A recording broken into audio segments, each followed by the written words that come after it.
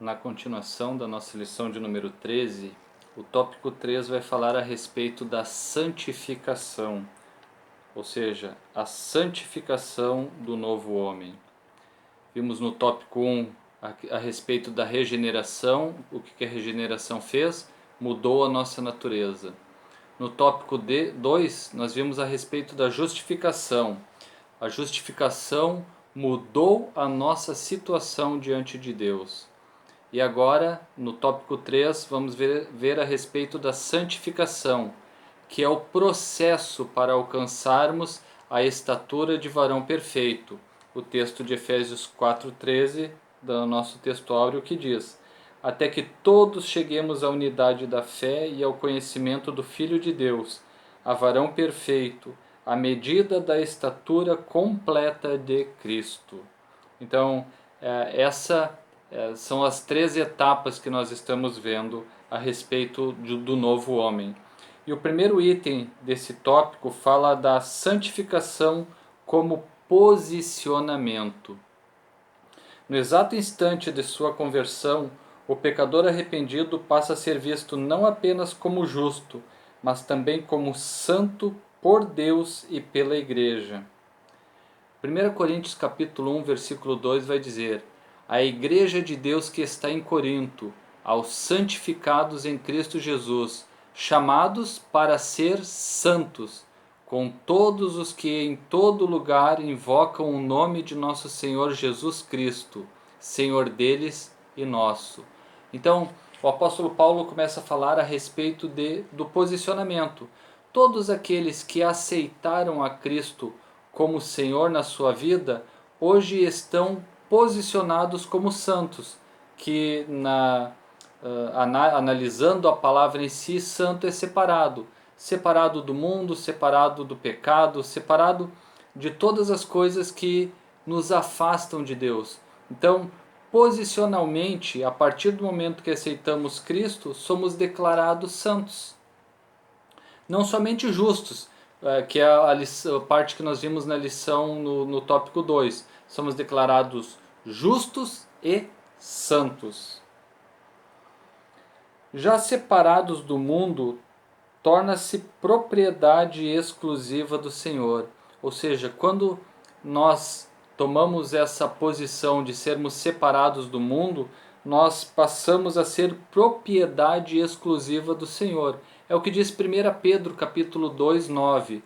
Vós, porém, sois raça eleita, sacerdócio real, nação santa, povo de propriedade exclusiva de Deus, a fim de proclamardes as virtudes daquele que vos chamou das trevas para a sua maravilhosa luz. Ou seja, somos chamados de nação santa. Ou seja, Deus nos chama de santos. Nós recebemos essa declaração porque posicionalmente estamos separados. Agora, essa é uma das etapas a respeito da santificação.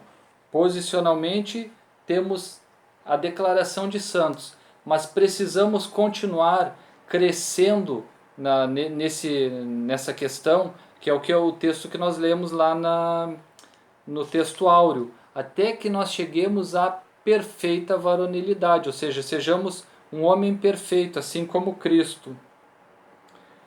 E aqui ela vai dizer, posicionalmente é santo, embora esteja ainda em processo de santificação.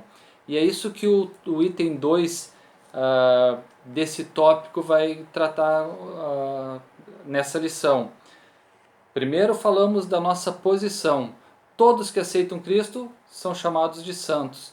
E a partir de agora, nós entramos numa caminhada com Cristo e com Deus, de forma que toda a nossa vida seja moldada e separada. Um processo que começa na nossa conversão e só termina no dia em que Cristo nos chamar, o dia da nossa morte ou o dia do arrebatamento da igreja. Então, falando a respeito da santificação como processo, vai dizer que o novo homem em Cristo, ainda que seja visto como santo, e realmente o é, ou seja, a questão posicional, terá de submeter-se a um longo e disciplinado processo de santificação, até que venha a alcançar a estatura do Filho de Deus. Esse é um processo que nenhum cristão escapa. Todos os que aceitam Cristo precisam participar desse processo de santificação. Mais adiante nós vamos ver o texto de Hebreus 12, 14, que vai dizer que sem santificação ninguém verá o Senhor.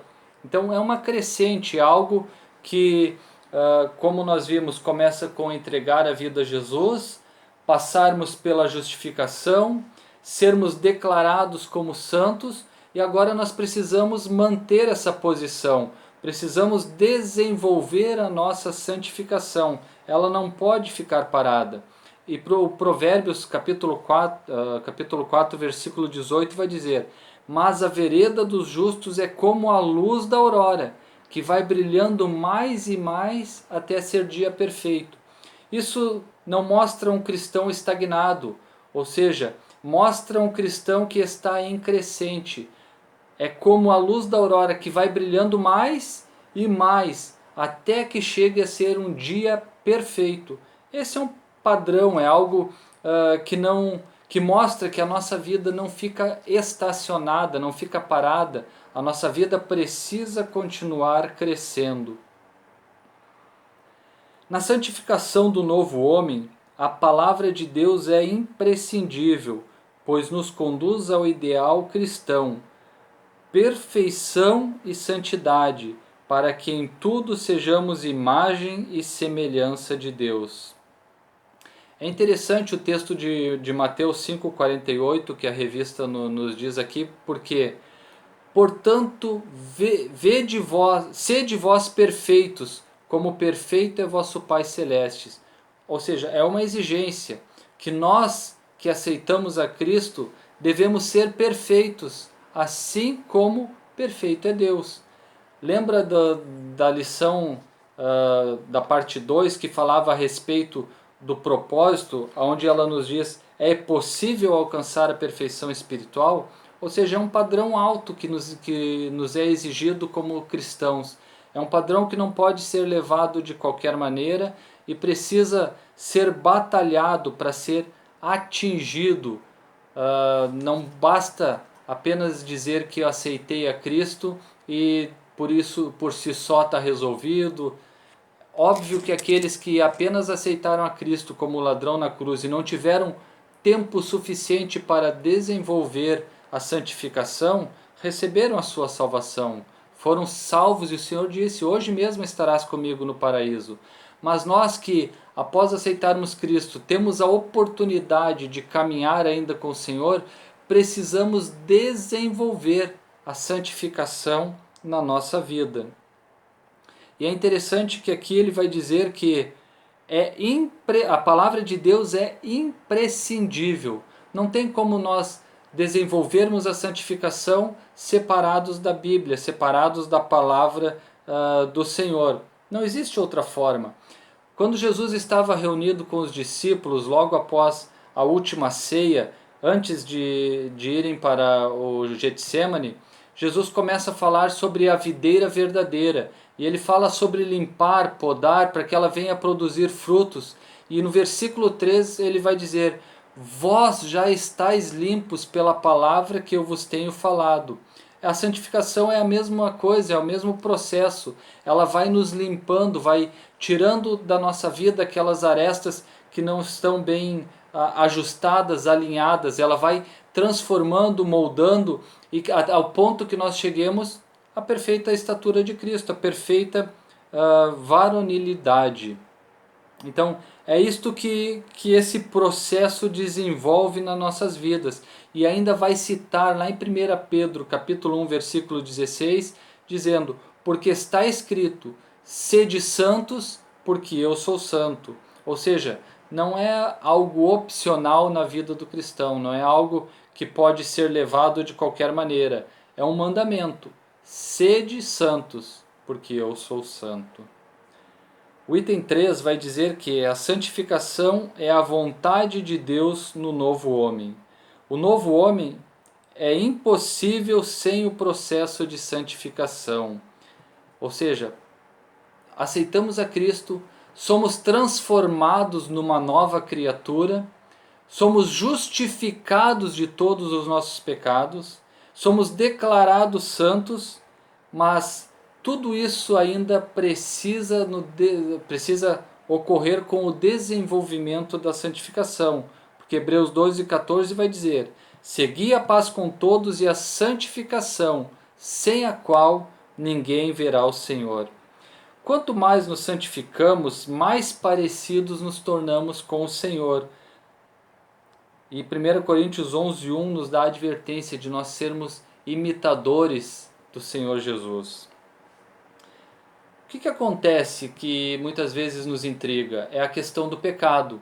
Precisamos ser santos, separados, mas eventualmente podemos pecar. Mas se nós pecarmos, devemos lembrar o que diz em 1 João, capítulo 1, versículo 7, que diz: se porém andarmos na luz como ele na luz está, mantemos comunhão uns com os outros, e o sangue de Jesus, seu Filho, nos purifica de todo o pecado. Então, passamos novamente pelo sangue de Cristo e somos purificados de todo o pecado. Por isso podemos continuar andando nesse processo de santificação. A finalização da revista, antes da conclusão, o autor coloca algo bem interessante, que ele vai dizer que a Igreja de Cristo volte a pregar com mais instância e urgência a doutrina da santificação. Muito interessante também ocorreu um pouco antes dessa questão do coronavírus, em que o mês de março, pela nossa juventude aqui no Distrito 11, foi separado como um mês de santificação dos jovens. Palavras que eram ministradas tinham esse sentido, tinham esse objetivo de fazer com que os nossos jovens continuassem tendo uma vida de santidade diante do Senhor. Algo que, como o autor está dizendo aqui, nós por experiência podemos ver que não são em todos os lugares que é pregado a respeito da santidade e da santificação. E é interessante que a palavra de Deus vai dizer em Apocalipse 21:8 que nenhum impuro ou profano vai entrar na Nova Jerusalém Celestial. Todos aqueles que não desenvolveram a sua santificação, não tiveram uma vida santa, não vão gozar o privilégio de entrar na Nova Jerusalém. Por isso a nossa lição de número 13, depois de transcorrer essa crescente a respeito da salvação até a santificação, conclui da seguinte forma: quem recebeu Jesus como seu Salvador e Senhor, tomou a melhor decisão, pois os seus pecados foram apagados por Cristo. A nova vida em Jesus é um presente de Deus. E quando do arrebatamento da igreja, você será semelhante ao Senhor Jesus, porque esta é a promessa que ele nos fez por intermédio do apóstolo João. E um texto que eu gosto muito é esse de 1 João 3:2, que o autor cita aqui na revista. Amados, agora somos filhos de Deus, e ainda não é manifesto o que havemos de ser, mas sabemos que, quando ele se manifestar, seremos semelhantes a ele, porque assim como é, o veremos. Texto muito esperançoso para a nossa vida. Sabemos que o dia que Jesus se manifestar, nós vamos ser iguais a ele. Sim, nós, os redimidos do Cordeiro, seremos glorificados, e nessa bem-aventurança estaremos para sempre com o Senhor. Que o Cordeiro de Deus seja eternamente louvado. Com essa última parte encerramos a revista desse trimestre, a última lição, a lição de número 13, e vamos aguardar e ver o que vai acontecer a partir do próximo trimestre, se nós já vamos poder nos reunir de novo e termos as lições do próximo trimestre já todos reunidos na igreja, em nome de Jesus.